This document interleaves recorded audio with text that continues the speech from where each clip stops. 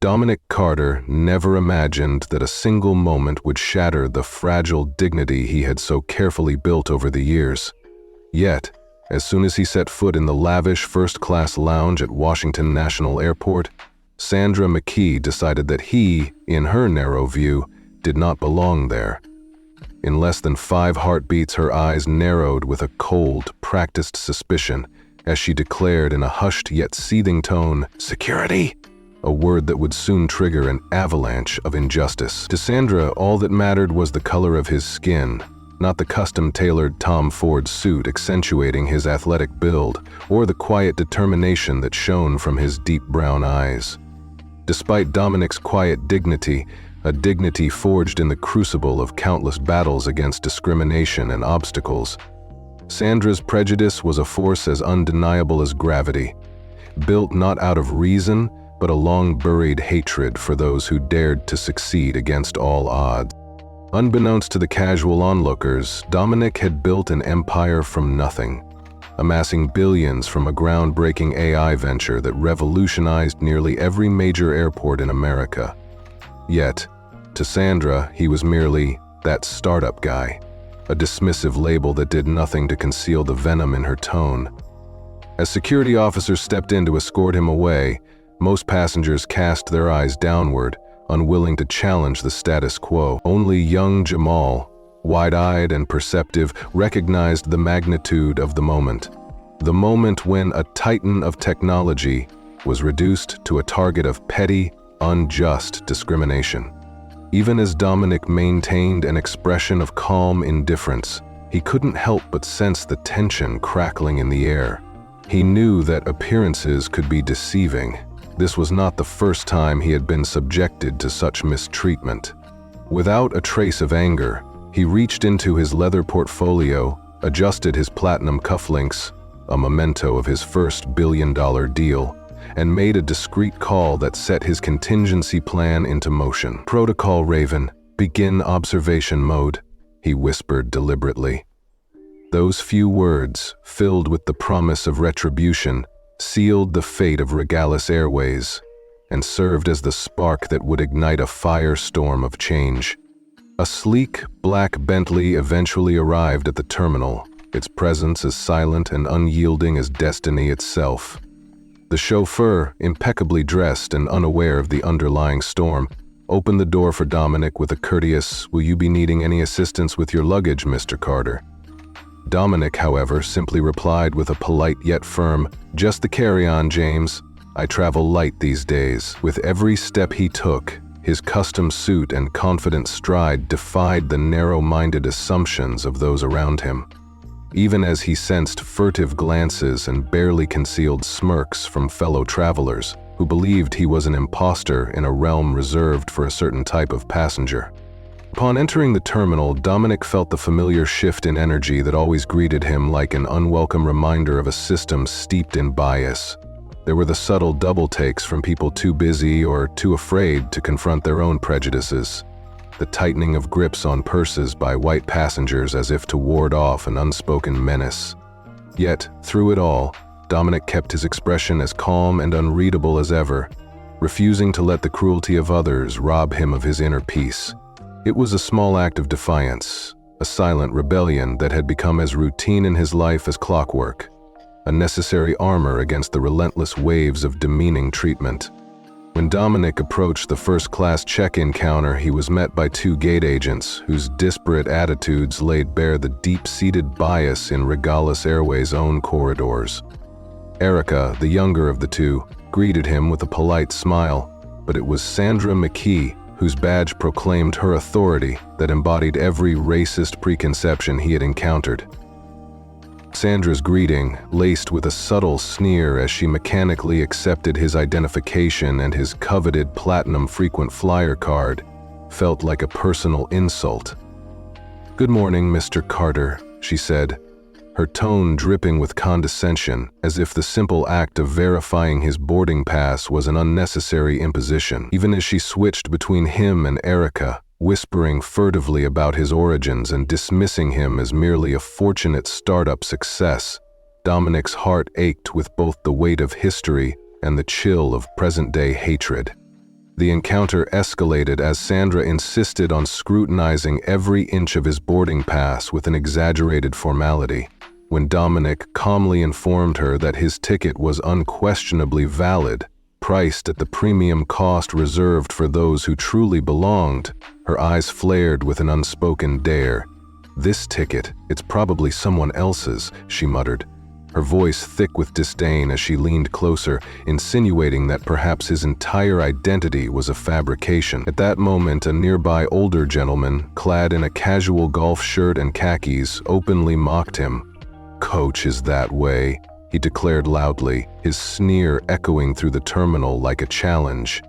Instead of defending Dominic, Sandra allowed the hate to fill the silence, standing taller and more imperious as she declared she needed further verification. With a measured calm that belied the turmoil inside him, Dominic extracted his sleek black American Express Centurion card, a symbol of ultimate financial prestige that only a select few could ever dream of wielding, and offered it as proof of his identity and worth. The mere sight of that elusive card seemed to catch Sandra off guard for an instant, but her momentary lapse soon gave way to more stinging hostility. "Anyone could have that," she spat back, as if dismissing not only his currency but the very essence of his achievements.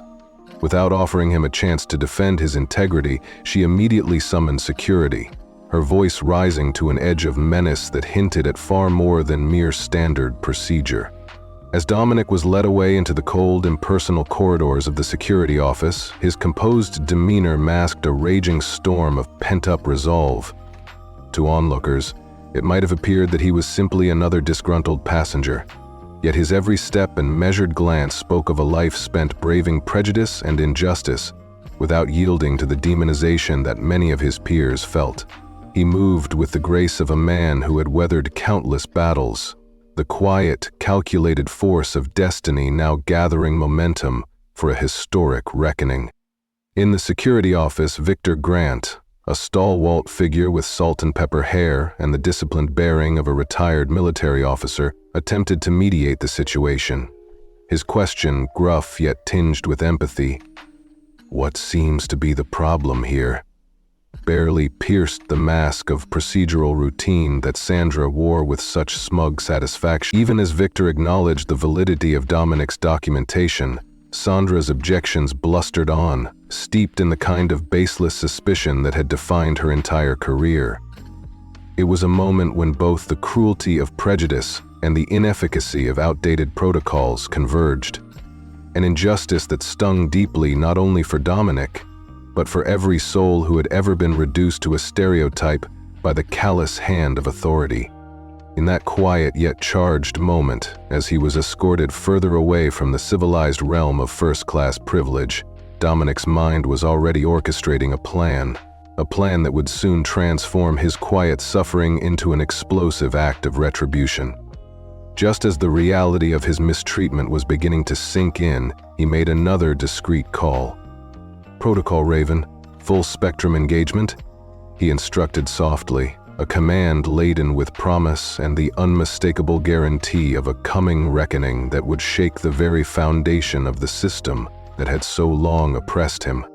Elsewhere, the small but determined voice of young Jamal Barnes, an intern with Regalis Airways, captured the heart of a generation that refused to see talent undermined by ignorance and hate. As he frantically typed on his phone, his text messages painted a vivid picture of a man wrongly treated, a titan punished for simply being who he was. Jamal's urgent messages to his friend in IT revealed not only the gravity of the moment, but also served as a clarion call for justice. In hushed tones among colleagues, it was said that Dominic Carter was a legend, a visionary whose innovations had powered half the nation's airport infrastructure, and whose very presence was the embodiment of modern progress. The injustice inflicted on him that morning resonated far beyond the cold terminal walls, and ignited a spark in the hearts of many who believed that discrimination had no place in the modern world. For Dominic, every instance of humiliation was a reminder of a deeper fight, a struggle not just for personal dignity, but for a society that claimed to stand for equality, yet clung desperately to archaic prejudices. Even as he was led away, he vowed that this humiliation, this overt act of racial discrimination, would not go unanswered. The coming days would reveal a transformation from silent endurance to an eruption of strategically orchestrated revenge, a retribution so magnificent and meticulously executed that those who had once sneered at his presence would find themselves utterly astounded. In the quiet recesses of his mind, he plotted every detail of a counterstrike that would not only challenge but completely dismantle the very foundations of Regalis Airways' discriminatory practices. This was more than a personal vendetta. It was a battle cry for every individual who had ever been downtrodden by unfounded prejudice. Dominic Carter was about to turn his suffering into a spectacle of justice, one that would leave the oppressors speechless and the onlookers in sheer awe. And while Sandra McKee and those like her reveled in their momentary authority, they had unwittingly ignited the fuse of a revolution fueled by retribution, dignity, and the irresistible demand for equality. In the days ahead, when the dust settled and the powerful trembled at the roar of an awakened legacy, the world would finally bear witness to an act of vengeance so grand, so exquisitely executed, that it would forever alter the narrative of racial injustice and remind even the most hardened skeptics that every slight, every sneer, had sown the seeds for a reckoning they could no longer ignore. Dominic Carter's story was not born out of privilege, but forged in the fires of hardship and a lifetime of relentless prejudice. When he was merely 8 years old, he sat alone on the concrete steps of Greenwood Foster Home, clutching a tattered notebook filled with complex equations and intricate diagrams. His small fingers traced the numbers with a determination beyond his years, a determination fueled by the early lessons of survival and foresight. His gentle social worker, Ms. Patterson, sat beside him, her hand resting softly on his shoulder as she explained in a low, comforting tone that his aunt would not be visiting that day. Even as a young child, Dominic understood loss. For his aunt, his only remaining family after his parents perished in a tragic car accident, had long broken promises of care and love. He simply nodded, accepting the harsh reality as he returned to his scribbles. For he believed that if one could predict patterns, one could prepare for the future and avoid disaster. That moment, seemingly insignificant, was the seed of a grand destiny that would one day challenge the very foundations of an unjust system. At just 8 years old, Dominic was already charting a path that defied all expectations. By 14, he had navigated through the turbulent waters of 4 foster homes, each move marked by racial bullying and exclusion in predominantly white neighborhoods and schools. The isolation he felt only deepened his resolve. He learned to quietly observe, to speak only when his words could change the world. During his time at Marshall High School, his genius shone like a beacon, even amidst classmates who struggled with basic math. His calculus skills were so advanced that his math teacher, Mr. Winters, could barely contain his astonishment when Dominic casually demonstrated the coding of an algorithm that predicted financial market trends. Mr. Winters' praise was tempered by condescension when he remarked that what Dominic called a hobby was, in reality, genius at a level that should have been recognized as nothing short of revolutionary. Yet the brilliance in Dominic's eyes was met with disbelief from those who underestimated him simply because he came from humble beginnings, his skin marking him as an outsider in their refined world. The trials of youth did not end in school. By the age of 17, Dominic juggled 3 jobs: early mornings at a local coffee shop, afternoons shadowing the silent hum of the library, and long nights washing dishes at a nearby diner. Every earned dollar went toward upgrading his patched-together computer, which sat proudly in his tiny, battered bedroom in yet another foster home.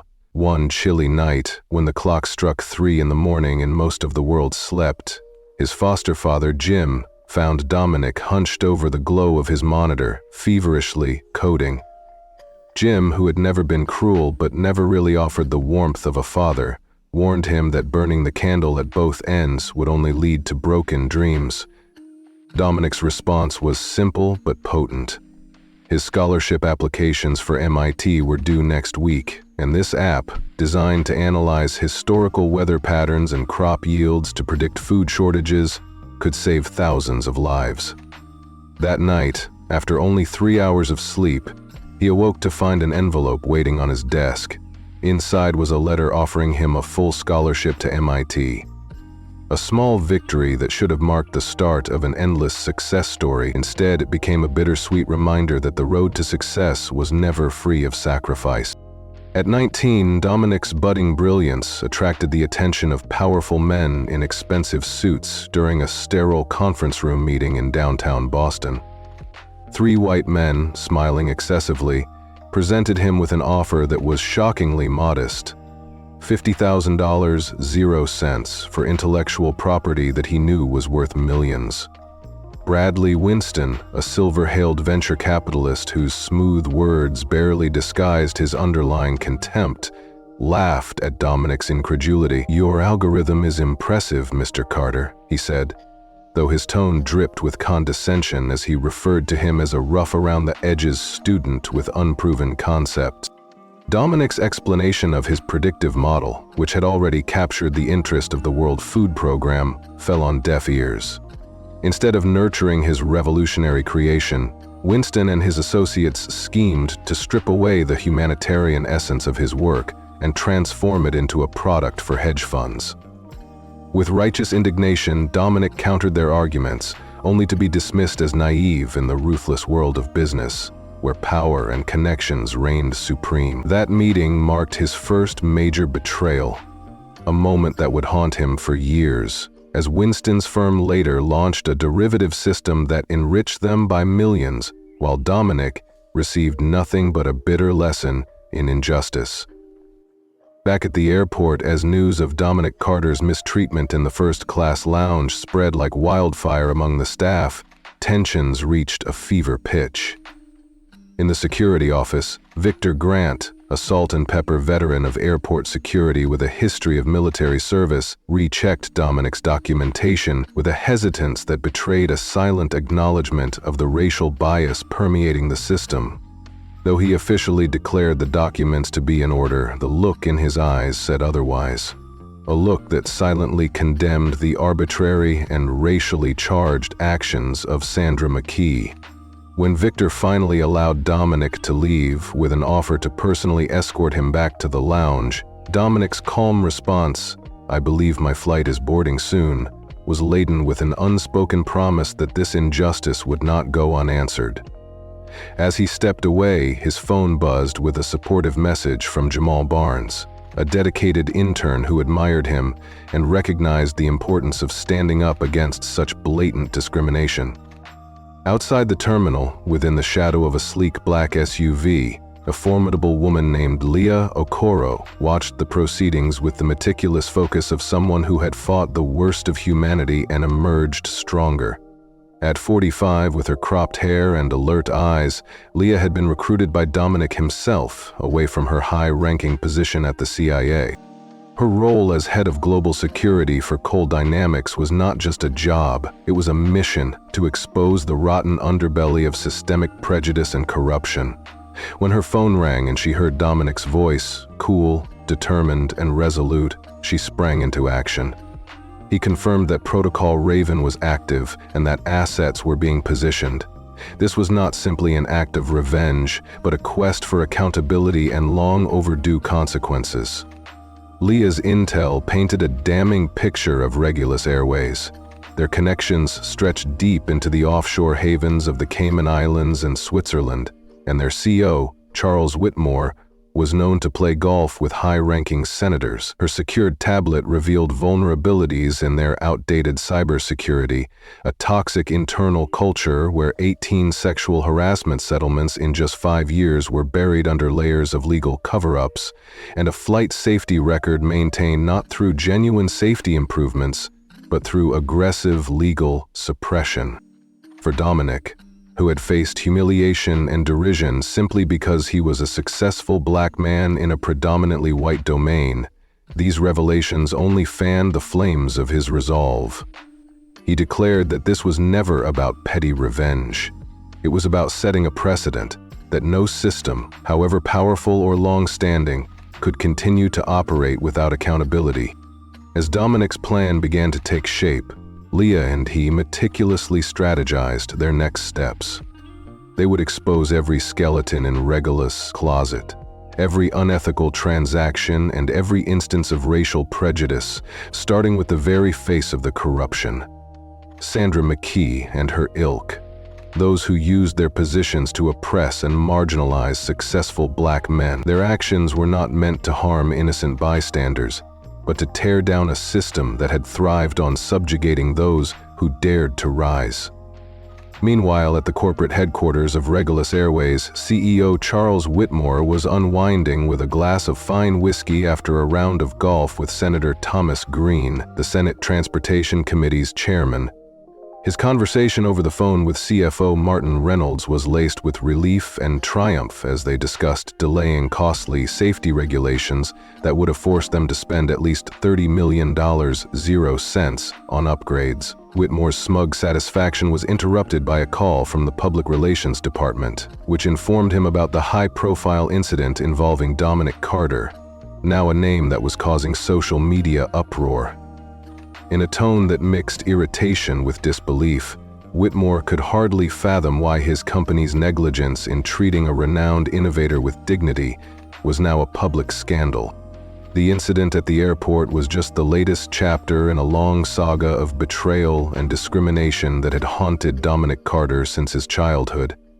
Every setback, every encounter filled with racial prejudice had been a stepping stone towards this moment. His journey from the lonely steps of a foster home to the hallowed halls of technological innovation was marked by relentless determination and an unyielding desire to prove that those who are judged by the color of their skin can indeed transform the world.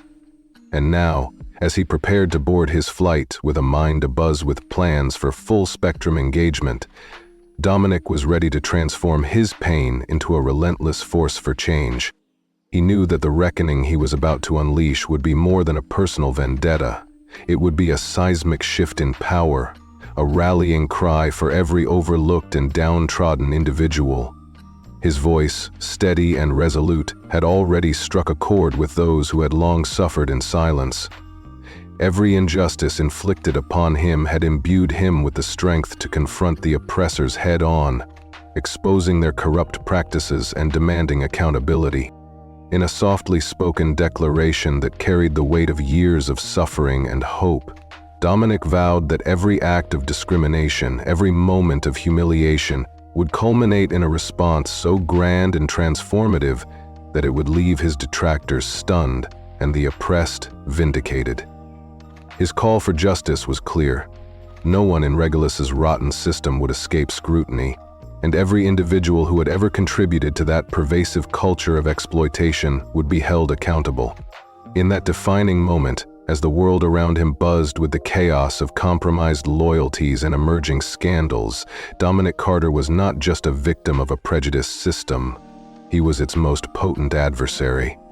And with Leah Okoro by his side, the team he had assembled would soon bring to light every misdeed, every dark secret hidden behind boardroom smiles and corporate facades.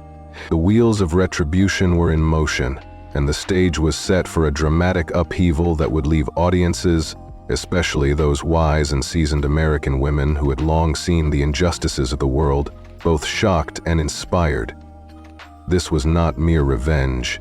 It was a call for accountability, a testament to the enduring spirit of a man who had risen from the most humble of beginnings to redefine the meaning of justice and equality in a world desperate for change. Dominic Carter had already endured so much in his life that each new trial only fueled his inner fire for justice. By now, his name had become a byword for revolutionary innovation and a relentless fighter against racial prejudice.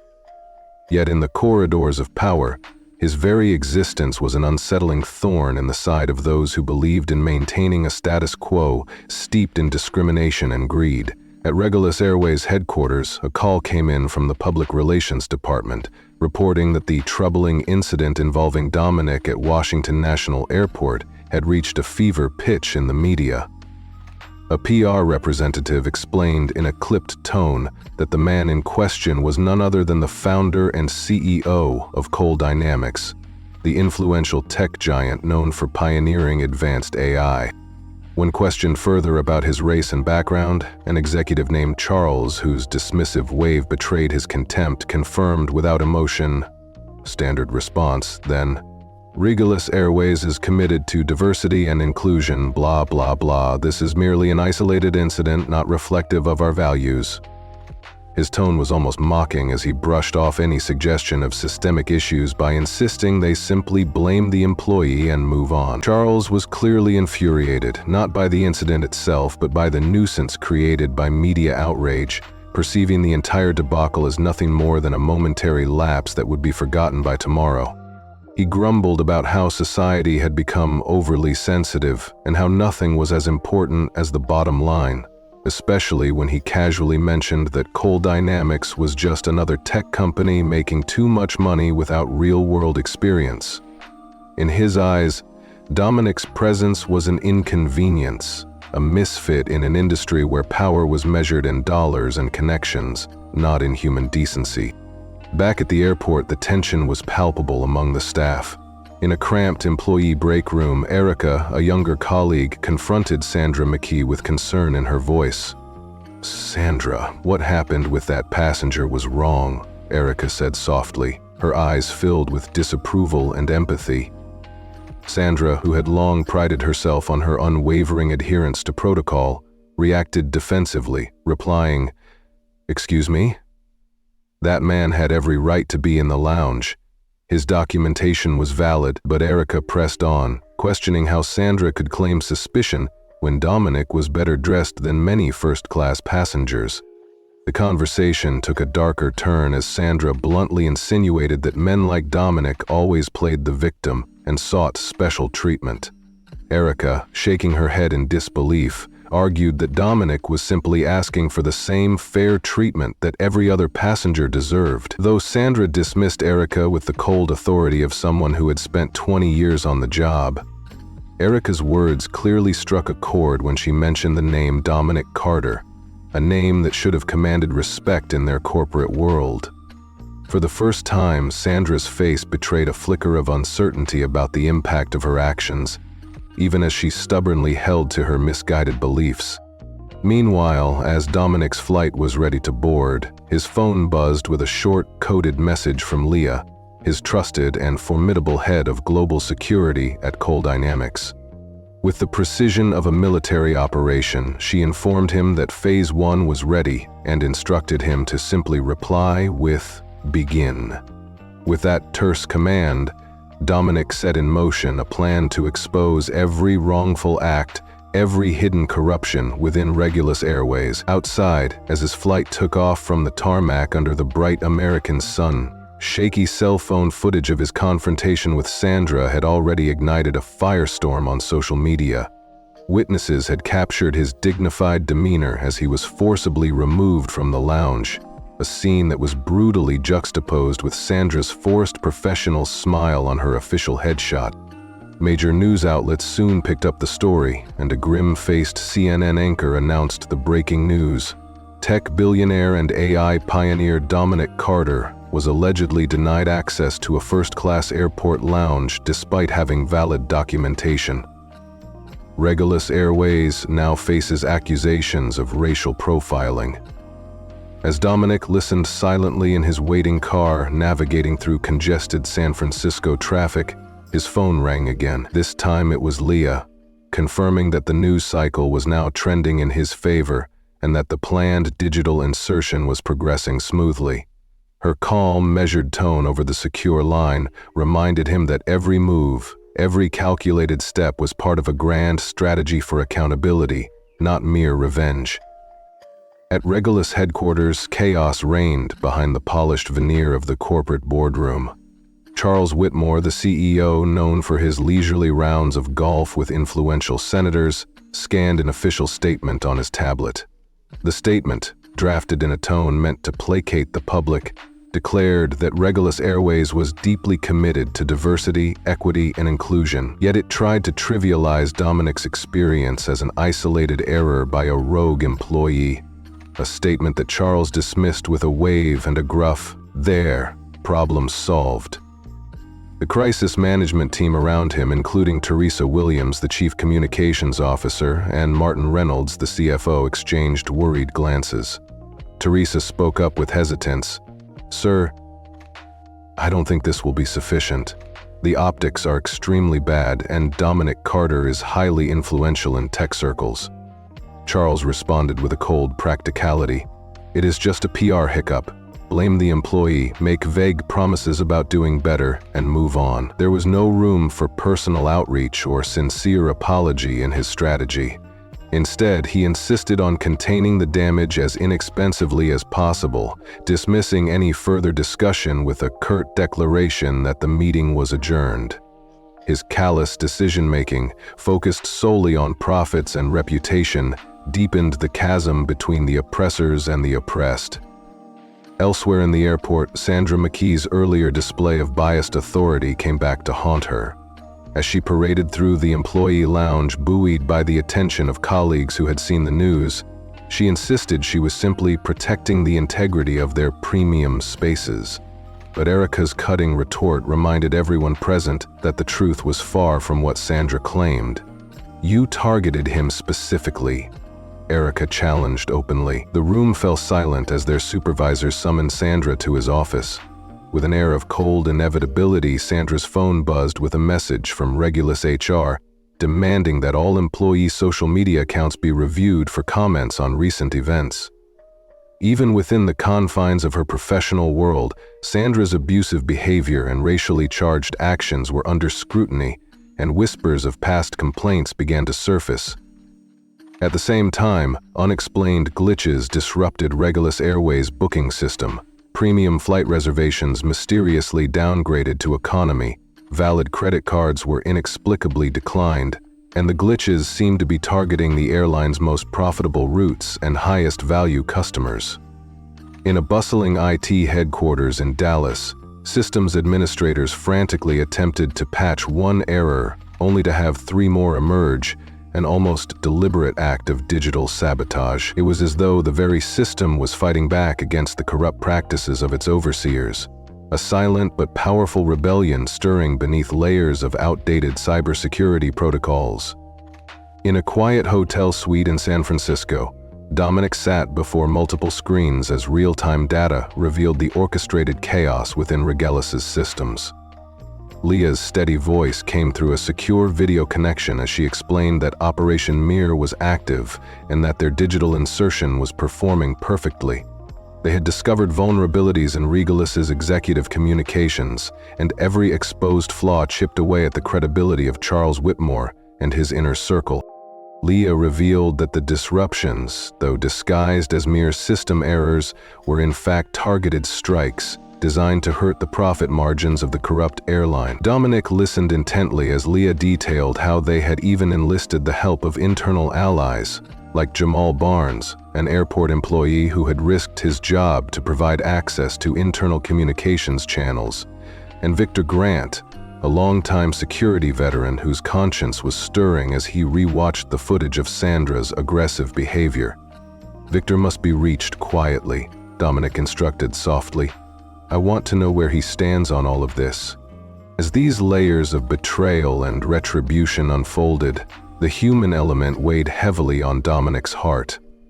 Every injustice, every sneer, every crude remark based solely on the color of his skin reminded him of the long, painful journey from a lonely foster home to the heights of technological innovation and influence. His childhood had been marked by isolation and the constant struggle to prove himself among those who viewed him as inferior. Each memory of racial bullying, each unfair dismissal of his brilliance by those blinded by prejudice, had only added fuel to his growing determination to fight back. Dominic Carter was no longer the quiet, stoic figure who had endured decades of humiliation. With every calculated move, every meticulously planned digital strike against Regulus Airways, he was transforming his pain into a force for monumental change. The reckoning he was about to unleash would not only expose the deeply ingrained racial bias at the heart of the airline's operations, but would also shatter the very foundations of a corporate culture that thrived on exploitation and neglect. This was a battle for accountability, a battle in which every misdeed would be brought to light, every corrupt practice exposed, and every villain, like Sandra McKee and the callous executives around her, held responsible for their actions. For the countless women and men who had witnessed or experienced the subtle, yet insidious cruelty of racial discrimination, Dominic's upcoming act of retribution was more than just revenge. It was a beacon of hope. It was proof that, even in a system designed to keep people down, resilience, intelligence, and unwavering commitment to justice could prevail. In the coming days, as the digital and human forces aligned against Regulus Airways, the world would see a transformation so dramatic that it left critics, skeptics, and even hardened traditionalists utterly astounded. And for those American women who had long borne witness to similar hardships, Dominic Carter's story would resonate as a powerful reminder that from the deepest wounds of injustice can emerge a revolution that reclaims dignity and redefines what it means to stand up for what is right. Dominic Carter's resolve grew even stronger as he witnessed the first tremors of retribution ripple through the corrupt corridors of Regulus Airways. In a dimly lit office, cluttered with monitors and piles of security reports, Victor Grant, an experienced security veteran whose 2 decades of service had taught him to watch for the smallest details, received a call from Ms. Okoro. Her voice was calm yet firm as she reminded him that this crisis was about justice and making choices. "What matters right now is that we have a mutual acquaintance in Nathaniel Cole," she explained softly, using the new ally's name as a rallying cry for accountability. Victor glanced around his nearly empty office, his eyes betraying a mix of anxiety and determination. "What is this about, Ms. Okoro?" he asked in a measured tone. "It is about justice, Mr. Grant, and it is about choices," she replied. "Mr. Cole was impressed by your professionalism yesterday. Even though you were placed in a very difficult position, you did your job. But the question remains, whose job were you really doing? Were you following protocol, or were you unwittingly enabling discrimination?" Her words cut deep, and Victor's jaw tightened in response. "That isn't fair. I followed procedure," he managed to say, though the tremor in his voice hinted at a deep internal conflict. Ms. Okoro pressed on. "But you knew it was wrong. I could hear it in your voice even now." A long silence followed as Victor stared at the frozen security footage on his monitor, a haunting reminder of countless times when standard procedures were twisted to hide prejudice. In that moment, he wondered whether he would remain forever trapped in a system that valued rote conformity over human decency. Later that evening, at a downtown San Francisco restaurant known for its discreet ambiance, Dominic Carter met with Evelyn Banks, a trailblazer who had shattered glass ceilings decades before by becoming one of the first Black female CEOs in the tech industry.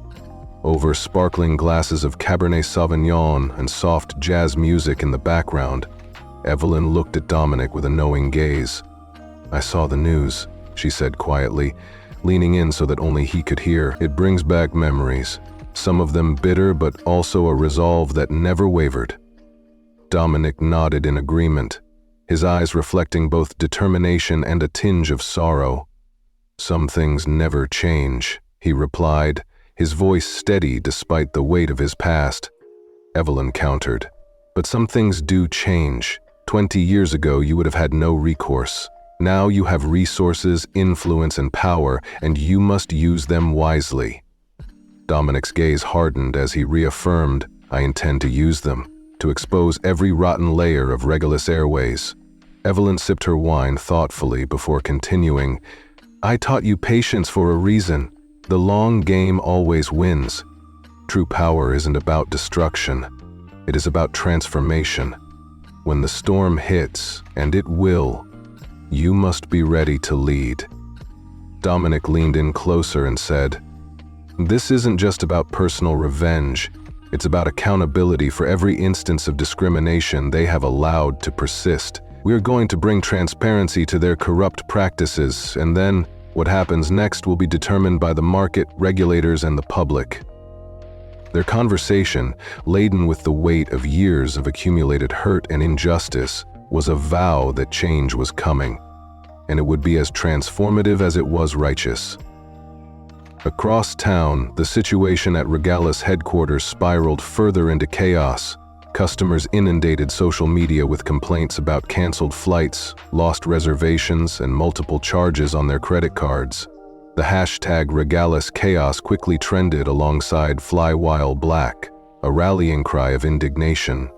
In a bustling IT war room at Regalis headquarters in Dallas, the director slammed his fist on the table as he confronted his team.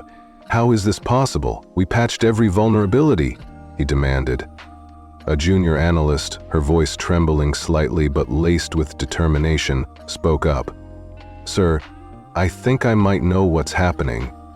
There's a pattern to these disruptions." They all started right after the incident with Dominic Carter. The room fell silent as everyone considered the possibility. A back door in the very system they had built, one that Dominic's tech empire, Cole Dynamics, had once integrated into their booking and scheduling systems. "Could it be a hack?" the director asked incredulously.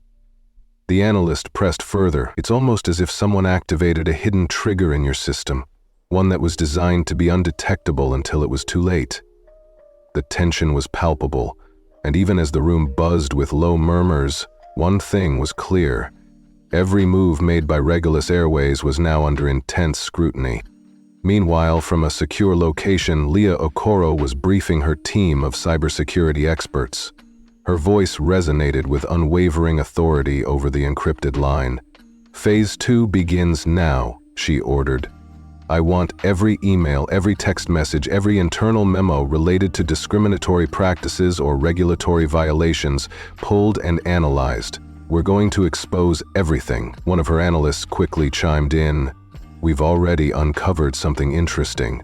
Charles Whitmore maintains a separate email server for communications that are off the official record." Leah's eyes narrowed as she replied briskly, "Access it immediately. I want to know everything." Across the terminal at the airport, Jamal Barnes, an earnest employee with a keen sense of right and wrong, finished his shift when he overheard a hushed conversation between two managers. "They're planning to scapegoat Security Supervisor Grant for the incident," one whispered. "They say he should have de-escalated with Dominic Carter instead of removing him." Jamal's heart pounded as he discreetly texted his friend Derek in IT. "They're targeting Grant," he wrote. "Get back to me ASAP." Moments later, Derek confirmed in a terse reply. "Confirmed. Just saw the draft announcement. They're suspending him pending investigation." That very night, as the media frenzy surrounding Regalis Airways mounted, a chilling message flashed simultaneously on every Regalis employee's computer screen. "This is only the beginning." The message disappeared as quickly as it had appeared, leaving behind an atmosphere of stunned silence and growing fear among the company's ranks. At Regalis's corporate headquarters in Atlanta, Charles Whitmore paced in his office, phone clutched tightly to his ear. His voice was rough with anger as he barked. "I don't care what it costs. I want this contained immediately. Get me Ethan Ross." Ethan Ross, a name that sent shivers down the spines of many in corporate circles, a fixer known for his ruthless efficiency, arrived 3 hours later. The imposing man strode into Whitmore's office without knocking, his cold eyes taking in the scene as he tossed a tablet on the desk. "This is worse than you described," Ethan stated bluntly. "Your stock is down 12% since the opening of these revelations, and social media is a bloodbath. That message on your employees' computers? You've been hacked. Thoroughly." Whitmore slumped into his chair, defeated, as Ethan continued. "I can manage this, but it will require decisive action. I need full authority over your communications team, access to all personnel files, and a dedicated security detail. We have to neutralize any internal threats, anyone who might be tempted to leak information." His tone left no room for argument or compromise, and the room fell silent under the weight of impending corporate upheaval. At the same time, in another discreet conference room at the airport, Ethan Ross cornered Jamal Barnes. The young employee's hands trembled as Ethan slid a file in front of him. "Mr. Barnes," Ethan said crisply, "we've reviewed your communications, your movements. You have two options. Option 1, you're fired immediately for violating company confidentiality policies and could be blacklisted for corporate espionage. Option 2, you tell me everything you know about who's been contacting you regarding Dominic Carter's incident and continue your work here, now reporting directly to me." Jamal's throat tightened with fear and defiance. He knew how risky it was to cross the wrong people, but he also knew the truth could not be buried. Shortly thereafter, in a similar meeting room elsewhere, Victor Grant faced an ultimatum from Lisa Chen, a representative with an air of cold precision. "Mr. Grant, your access card was used to review security footage of the Carter incident repeatedly after hours, and your personnel file shows you filed 3 complaints about discriminatory protocols in the past 2 years. You are a liability. However, you could be an asset if you help us uncover what Dominic Carter's people are planning. Tell us everything." Victor maintained his calm facade. "I've done nothing wrong," he stated evenly. "I was following the rules." Lisa's eyes were unyielding as she replied, "Then you're of no use to us unless you help us expose the systemic abuse." Her words hung in the air, and Victor realized that the decision before him would determine not only his future, but the fate of a system he had long served. Back in a sleek co-working space, away from prying eyes, Helen Voss, the chief operating officer of Regulus Airways, met with Leah Okoro under the guise of a personal day. Helen's voice trembled slightly with a blend of apprehension and resolve as she asked, "Why would I help you damage the company I've spent a decade trying to improve?" Leah responded simply and powerfully, "Because you are better than it. You have seen the safety violations, the discrimination complaints, the financial irregularities, all swept under the rug by Charles Whitmore. When the storm hits, and it will, you have a chance to lead with honesty." Helen's eyes widened with the realization of how deeply Regulus had eroded her values and how essential it was for her to be ready when the truth emerged. "What exactly are you asking of me?" she asked cautiously. Leah reassured her, "Nothing active. Just be prepared to provide the leadership that history will demand once Whitmore's misconduct is exposed." With that, Leah's figure receded into the shadows. Leaving Helen to ponder the choices that lay ahead. As the digital and human sides of this grand confrontation converged, Dominic Carter's quiet determination transformed into a roaring promise of accountability and justice.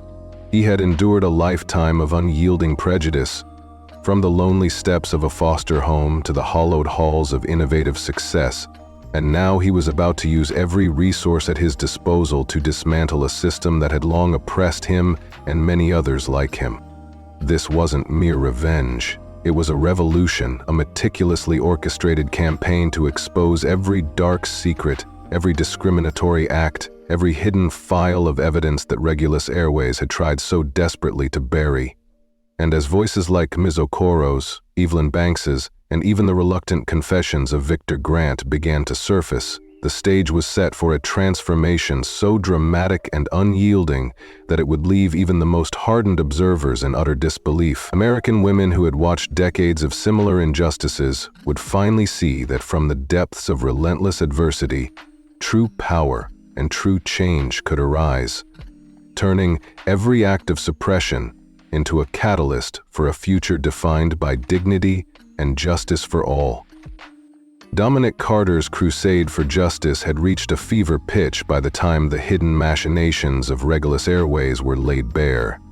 In a cramped, dimly lit office cluttered with security monitors and stacks of reports, Victor Grant, a veteran of 20 years in airport security, received a hushed call from Ms. Okoro. "Senator Gardner called, asking questions about you. Be careful," the message warned. At Regulus's emergency board meeting in Atlanta, the atmosphere was tense, with raised voices echoing through corridors.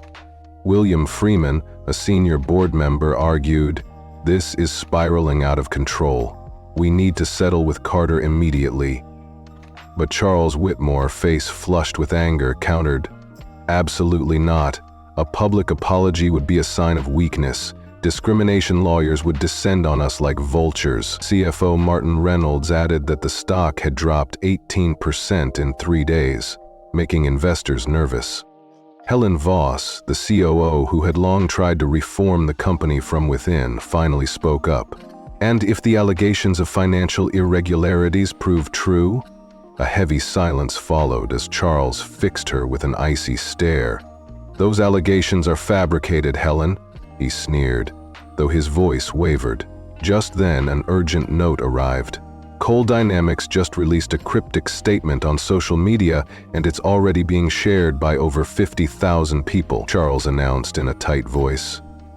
Meanwhile, Jamal Barnes sat alone in his modest apartment, staring anxiously at his laptop screen.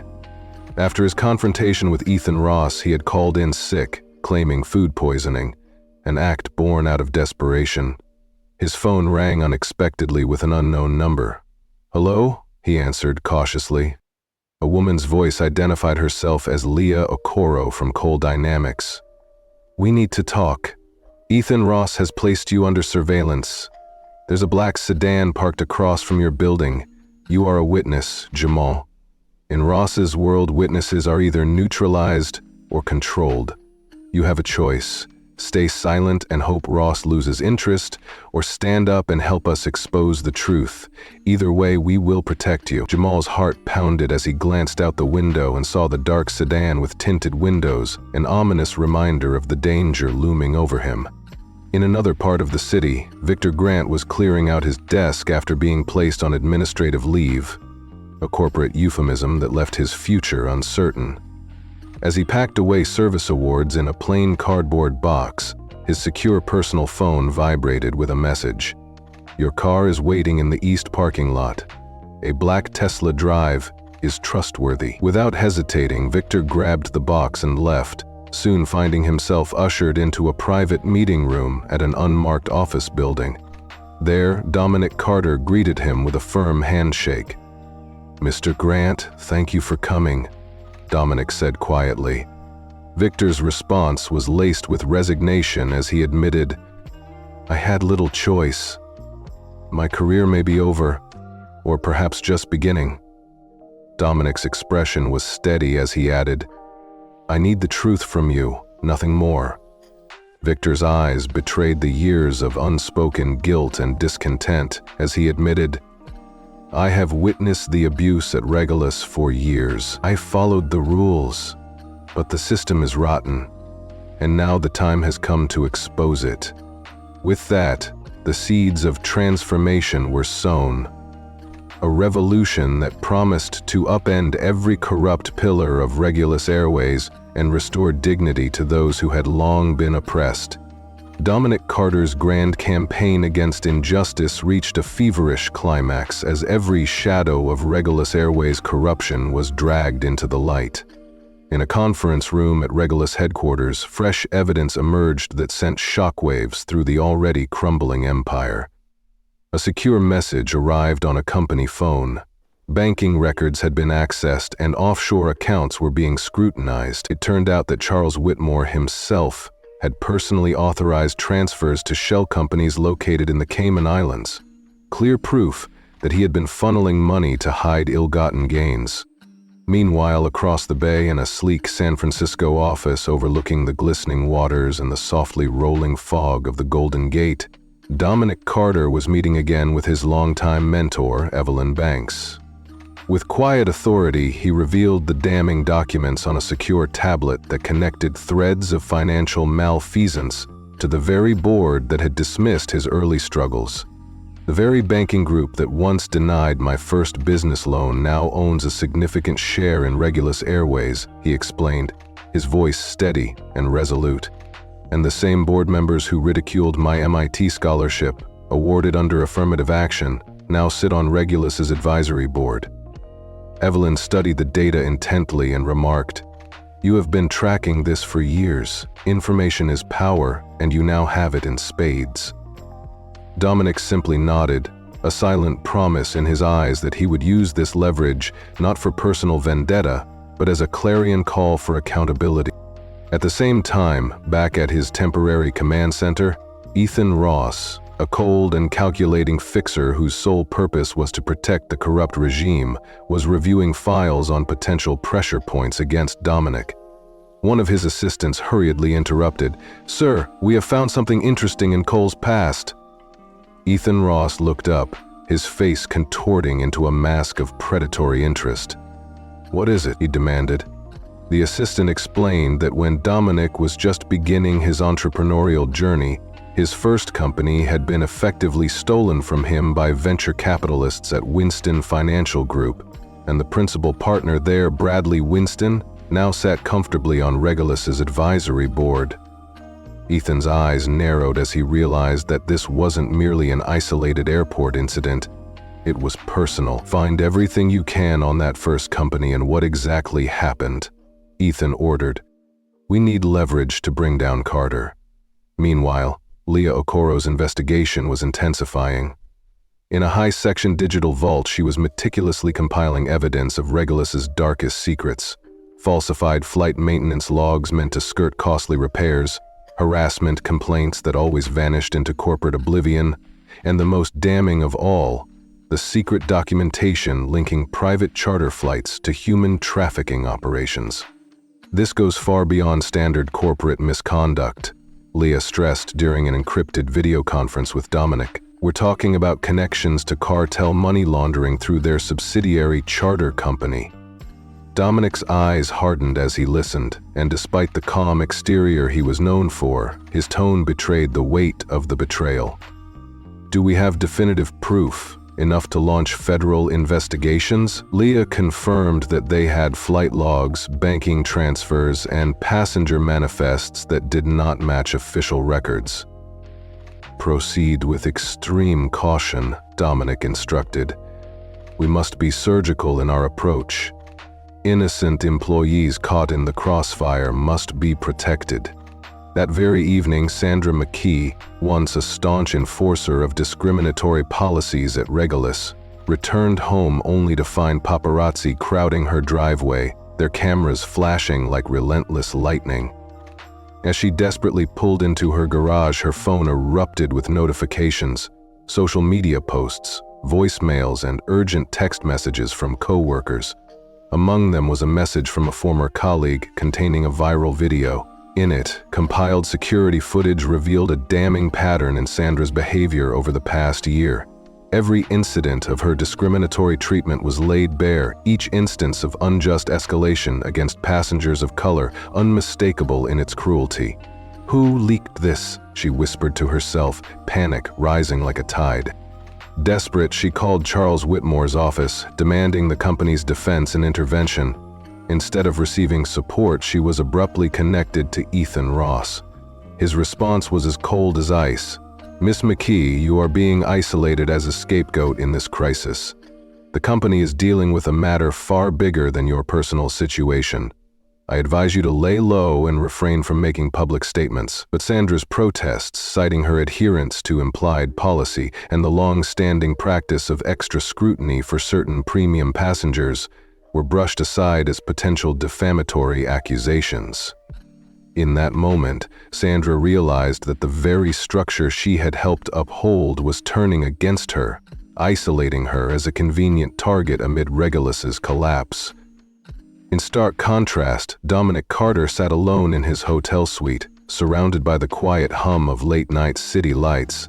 He reviewed old footage, memories of his humble beginnings, of a bright-eyed child laboring over complex equations on the steps of a foster home, of early betrayals that had forged him into the visionary he had become. His phone vibrated with a brief message from Leah. assets acquired, ready for full-spectrum takedown. Looking out of his window at the sprawling cityscape, Dominic whispered, "Let the empire crumble," a promise to dismantle the systemic abuse that had plagued his every step. That night, at exactly 4:13 a.m. Eastern Time, the first catastrophic signs erupted. The global booking system of Regulus Airways crashed completely. Emergency IT teams were summoned only to discover that the backup systems had mysteriously failed to activate.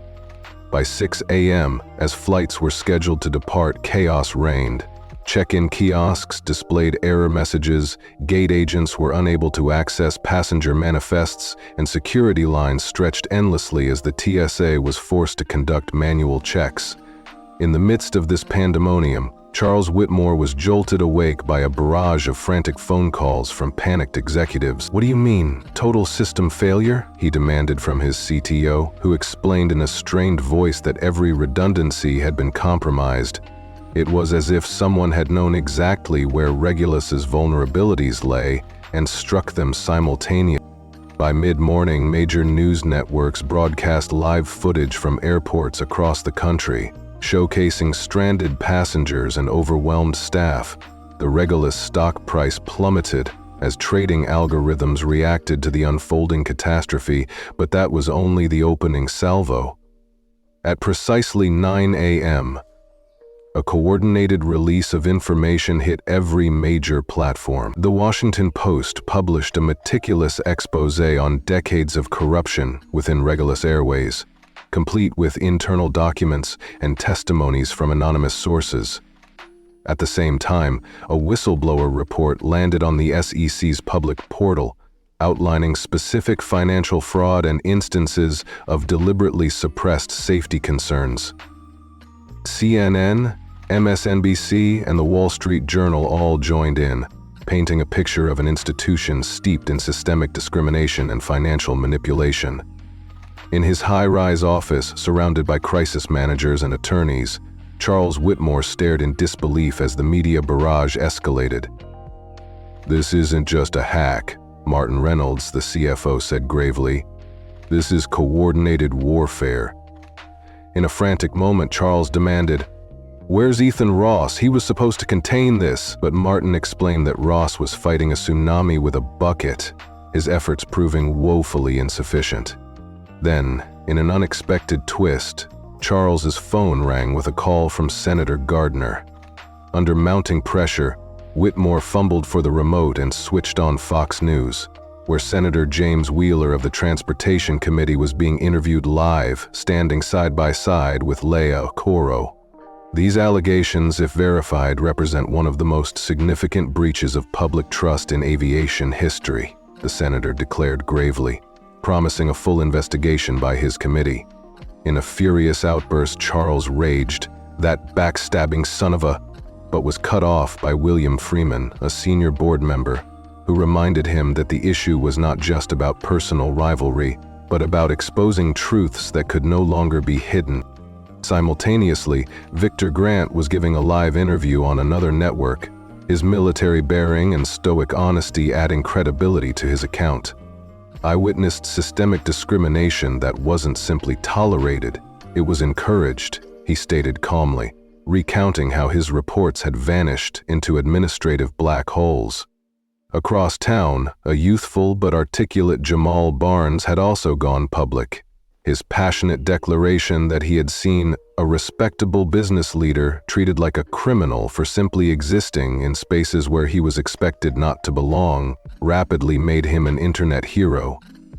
"I tried to speak up internally, and I was threatened and intimidated," Jamal recounted, his voice unwavering. Soon, the hashtag Regulus Reckoning was trending nationwide, and within hours the full force of public outrage had reached a boiling point. In the executive wing of Regulus headquarters, Sandra McKee's tenure came to a dramatic end. Escorted from the building by security as photographers captured every moment, she protested bitterly, "This is unfair, I was just following policy." Before leaving, she cornered Erica in the break room, accusing her in hushed fury, "You leaked those videos." Erica responded calmly, "I did what was right." What you did to Mr. Carter and countless others was wrong, and it was always wrong. As Sandra's life unraveled before her eyes, Helen Voss, the COO who had long battled the corruption from within, received a call from Leah Okoro. "It's time, Ms. Voss," Leah stated firmly. "The board needs leadership, someone untainted by Whitmore's corruption, to stabilize the company."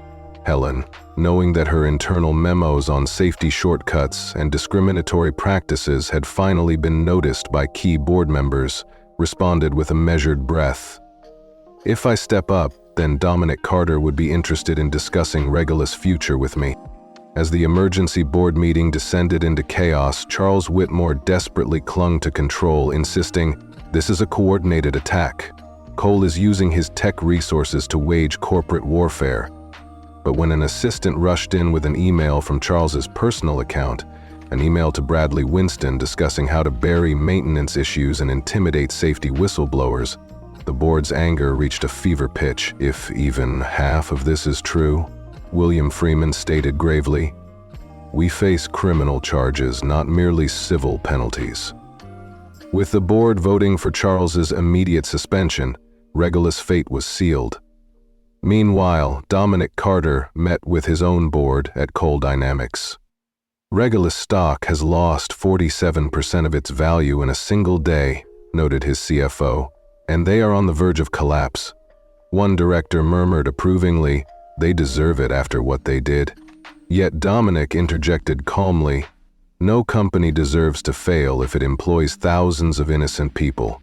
Regulus Airways employs over 28,000 workers nationwide, most of whom had nothing to do with this corruption." A shrewd smile played on his lips as he added, "I believe Regulus may soon be available at a very attractive price." Later that evening, as federal agents began seizing documents from Regulus offices nationwide, Dominic Carter held a private call with a select group of minority shareholders who had long suspected Whitmore's mismanagement. "Gentlemen and ladies," he began in a measured tone that carried the weight of years of struggle, "I believe we have a mutual interest in salvaging what can be saved from Regulus Airways." The conversation was tense, laden with the promise of retribution and reform. Every word that night was a declaration that the era of unchecked discrimination and corporate malfeasance was coming to an end. In a final, resolute tone, Dominic Carter made it clear that his fight was not merely personal. It was for every overlooked soul and every instance of injustice. As he concluded the call, his voice rang with the certainty of a man who had overcome insurmountable odds. "Today marks the beginning of the reckoning. Let the empire crumble, and let justice reign." Dominic Carter's campaign reached its dramatic zenith as the crumbling facade of Regulus Airways was laid utterly bare. In a sleek boardroom lit by the gentle glow of a modern holographic display, Dominic sat firm across from Charles Whitmore, whose face had already turned ashen. "I see opportunity where others see disaster," Dominic said calmly, his tone measured yet resolute. "Regulus has a strong route network, valuable airport slots, and thousands of skilled employees, but it lacks ethical leadership and modern governance." Investors huddled around the table, some murmuring that his proposal was predatory, while others agreed it was the only way to salvage what remained from the free fall of a once proud company. "Cole Dynamics will purchase controlling interest at a 50% premium over the current stock price," Dominic explained, his eyes cool and unwavering. "This isn't about dismantling Regulus for parts. It's about transforming it. We will secure employment for at least 2 years and commit to modernizing both our systems and our corporate culture." Elsewhere at a quiet coffee shop, Erica met with Leah Okoro. Over steaming mugs of coffee, Leah informed Erica that Sandra McKee had filed a wrongful termination lawsuit, claiming she was merely following unwritten company policy regarding passenger profiling. Erica sighed, knowing that despite Sandra's vehement protests, evidence from 12 previous incidents clearly painted the picture of discriminatory abuse. "You won't be alone in this fight," Leah assured her. "I've secured the evidence, and rumors are swirling that the company might not survive if they continue down this path." Erica nodded slowly, realizing the larger battle was not just personal but for the soul of Regulus itself. "I risked my job to speak up because some things matter more than a paycheck," she replied. Back in his sprawling office at Cole Dynamics, Dominic reviewed the explosive findings on his secure tablet. The holographic display revealed everything: 6 years of falsified maintenance records, 12 sexual harassment cases buried under NDAs, discriminatory hiring practices, and even documentation of money laundering through Regulus's charter subsidiary. "Every single one of these are fully documented," he stated, his voice rising with a quiet fury. "Your private emails, your financial records, every memo. This evidence exposes your crimes." Charles's face contorted in anger and disbelief as Dominic continued, "I want Regulus Airways, not to destroy it, but to rebuild it with leadership that serves the people. 28,000 hard-working employees who deserve better than the corruption you've fostered." Charles sneered bitterly. "And if I help facilitate this acquisition, what's in it for me?" he asked, desperately grasping at any remnant of control. Dominic's reply was icy. "If you cooperate fully and sign a confession detailing your role in these illegal activities, I can help you avoid a federal prison sentence," he said. "Otherwise, your empire crumbles, and I guarantee you'll spend the next decade in a cell." Charles stood abruptly, his chair scraping as he stormed toward the elevator, only to be intercepted by Leah, who calmly informed him, "Mr. Whitmore, the FBI is here. They want to talk about your offshore accounts in the Cayman Islands." Dominic watched as Charles was escorted out, the glow from the window reflecting off the darkening San Francisco skyline. His phone buzzed with a message from Leah. Federal agents just served a warrant at Whitmore's residence. Dominic murmured softly, "Let the empire crumble so we can build something better in its place."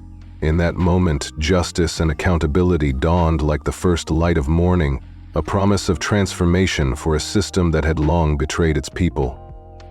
Dominic Carter's master plan advanced as his team intercepted a fabricated scandal orchestrated by Charles Whitmore's henchman, Ethan Ross. Ross had attempted to smear Dominic by alleging financial improprieties with minority contractors. But every false document was traced back to Ross's own laptop. The FBI now possessed concrete evidence of their attempted fraud. Meanwhile, Helen Voss had quietly consolidated support among board members. With Whitmore under intense federal questioning, the board was poised to vote on Dominic's acquisition offer within 24 hours. At Cole Dynamics Recruitment Center, Jamal Barnes was honored for his unwavering integrity. Nathaniel Cole, an ally, personally commended Jamal for standing against injustice despite personal risk. "Most people remain silent," Nathaniel remarked, sliding a folder with a lucrative offer across the table. Simultaneously, Erica, now head of the new Passenger Experience and Equality Division, met with Helen Voss at a coffee shop. Their conversation confirmed that change was inevitable. In a bold counterstrike, Dominic exposed every documented instance of systemic corruption, forcing Whitmore to order countermeasures. As his jet touched down amid stormy skies, Whitmore's legacy collapsed, and Dominic Carter declared, "Tomorrow our journey of accountability begins, and we will transform this industry so that everyone belongs." That final chapter in Dominic Carter's journey wasn't about revenge. It was about rewriting the future. As news anchors reported on the historic launch of Cole Air and the downfall of Charles Whitmore, Dominic quietly honored the people who had stood by him. Leah Okoro, whose loyalty never wavered, was promoted to Chief Operating Officer in a quiet ceremony. "Justice doesn't always come swiftly," she said, her eyes reflecting the weight of all they had endured, "but it does come." 2 weeks later, Dominic returned to where it all began, the south side of Chicago. The cracked sidewalks, the shuttered shops, the familiar echoes of struggle hadn't changed much, but he had. Standing in his old elementary school's gymnasium, he announced a $50 million 0-cents investment to bring opportunity back home. This wasn't about charity. This was about hope. When he finally boarded the first official Cole Air flight, The same journey that once marked his humiliation now symbolized his triumph. Every detail on that plane spoke of inclusion, of dignity, of long overdue respect. As the aircraft climbed into the sky, Dominic didn't just feel victory, he felt peace. His story wasn't about power, it was about purpose.